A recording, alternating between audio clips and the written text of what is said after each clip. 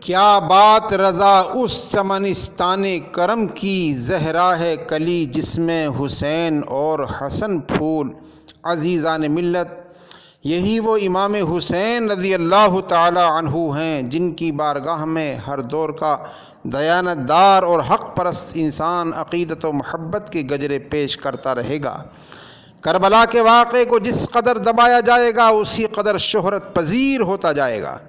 دنیا جانتی ہے کہ جب یزید تخت پر فرعون زمانہ بن کر بیٹھا اور امام حسین کی طرف قاصد بھیجے کہ امام حسین میری بیعت کر لیں، مگر امام حسین رضی اللہ تعالی عنہ نے صاف صاف فرما دیا کہ میں ہرگز ایک فاسق و فاجر کی بیعت نہیں کر سکتا، اس لیے کہ امام حسین کی نگاہوں کے سامنے آفتاب بن کر یہ حقیقت چمک رہی تھی کہ اگر میں نے یزید کی بیعت کر لی تو اسلام درہم برہم ہو کر رہ جائے گا، پرچم اسلام کی دھجیاں پارا پارا ہو کر فضائے آسمان میں بکھر جائیں گی۔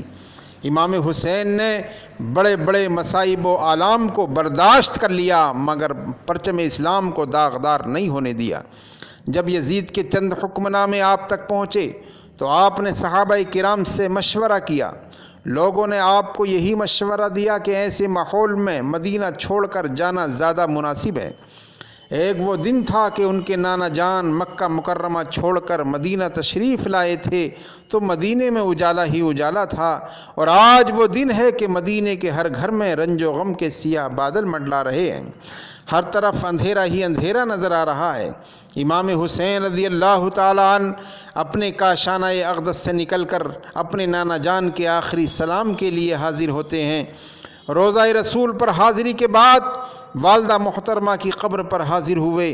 سلام کا نذرانہ پیش کرنے کے بعد عرض کی، امی جان تم نے قرآن پڑھ کر سلایا، درود پڑھ کر جگایا، آج تیرے نازوں کا پالا مدینے سے دور جا رہا ہے۔ آنکھوں سے آنسو جاری ہیں۔ عرض کی، امی جان مجھے جانے کا غم نہیں ہے، میں اس لیے رو رہا ہوں کہ نانا جان کا مدینہ چھوٹ رہا ہے۔ پیاری امی جان، آج تیرا حسین تجھ سے فریاد کرتا ہے کہ میرا آخری سلام قبول فرما لو، میرے لیے دعا فرما دو کہ میں امتحان میں کامیاب ہو جاؤں۔ میرا معصوم علی اصغر جب دم توڑ رہا ہو تو مجھے صبر و استقامت نصیب ہو، جوان علی اکبر کا لاشا دیکھ کر گھبرا نہ جاؤں، اور نانا کے دین کی خاطر ہر مصیبت کو خندہ پیشانی سے برداشت کر لوں۔ حاضری دینے کے بعد مکہ روانہ ہو گئے۔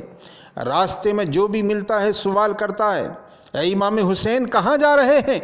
آپ یہ سن کر جدائیگی میں زار زار رونے لگتے ہیں اور دوسروں کو بھی رلاتے ہیں۔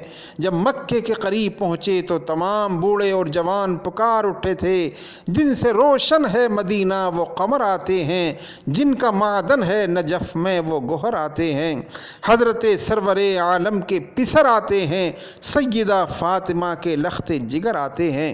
امام حسین رضی اللہ تعالیٰ عنہ مکے سے کوفہ روانہ ہوتے ہیں۔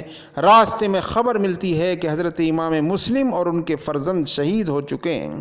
خبر سنتے ہی آپ حیران رہ گئے۔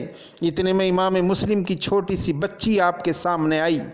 آپ نے شفقت بھری نگاہوں سے دیکھا اور بے اختیار آنسوؤں کی دھار امام حسین کے رخسار پر جاری ہو گئی۔ بچی قرائن سے سمجھ گئی، عرض کرنے لگی، چچا جان آج تو آپ میرے سر پر اس طرح ہاتھ پھیر رہے ہیں جس طرح یتیموں کے سر پر پھیرا جاتا ہے۔ یہ سن کر امام حسین زار زار رونے لگے۔ تمام اہل بیت آپ کے قریب جمع ہو گئے۔ آپ نے پورا حال سنایا۔ یہ سن کر بعض لوگوں نے عرض کیا، اے ابن رسول اللہ یہیں سے واپس تشریف لے چلیں، مگر امام مسلم کے بھائیوں نے رو رو کر عرض کیا تھا، اے امام حسین اب بھائی کی شہادت کے بعد ہم زندہ رہ کر کیا کریں گے؟ ہم اپنے بھائی اور بھتیجوں کے خون کا بدلہ لیں گے یا خود بھی شہید ہو کر بھائی سے جا ملیں گے؟ امام حسین رضی اللہ تعالیٰ عنہ اہل و عیال کے ساتھ کربلا میں اترتے ہیں۔ کتنی حیرت کا مقام ہے کہ امام حسین کے ساتھ کل 72 انسانوں کا قافلہ ہے۔ انہی 72 میں عورتیں بھی موجود ہیں، بچے بھی موجود ہیں، بوڑھے بھی موجود ہیں، بیمار بھی موجود ہیں، اصغر شیر خوار بھی موجود ہیں۔ ان لوگوں کے پاس زیادہ سامان جنگ بھی نہیں ہے، مگر پھر بھی کوفے کے بڑے بڑے بہادروں کے دل لرز رہے تھے، اس لیے کہ انہیں معلوم تھا کہ یہ وہ حسین ہے جس کا نام رانا کائنات کی اصل اصول ہے، جس کا باپ خدا کی تیغ مسلول ہے، جو گلستان رسول کا پھول ہے، جس کی ماں شہزادی رسول ہے اور جس کی رگوں میں خون رسول ہے۔ ان کو یہ معلوم تھا کہ ہم خدا کے شعروں کی تاب نہیں لا سکتے۔ ابن سعد نے یہ حکم دے دیا تھا کہ دریائے فرات کا ٹھنڈا ٹھنڈا پانی یہود و نصارہ تو پی سکتے ہیں، کفار و مشرکین تو پی سکتے ہیں، کتے اور خنزیر تو پی سکتے ہیں، مگر ساقی کوثر کے نونہال نہیں پی سکتے، فاطمہ کے لال نہیں پی سکتے، اس لیے کہ انہیں یہ یقین تھا علی کا گھر بھی وہ گھر ہے کہ جس گھر کا ہر ایک بچہ جہاں پیدا ہوا شیر خدا معلوم ہوتا ہے۔